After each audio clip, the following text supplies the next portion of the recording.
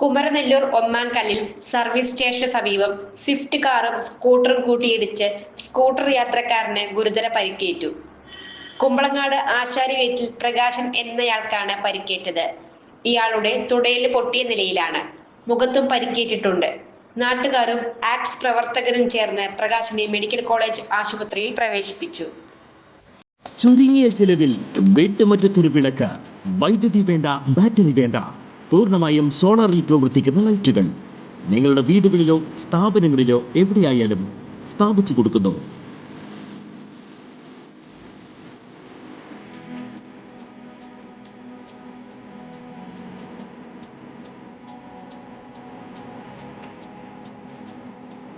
ഹാർഡോൾ solar lights.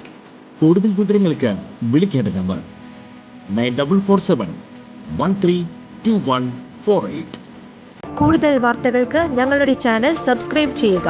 Facebook follow up ചെയ്യുക. വാർത്തകൾ വേഗത്തിലറിയാൻ any time news.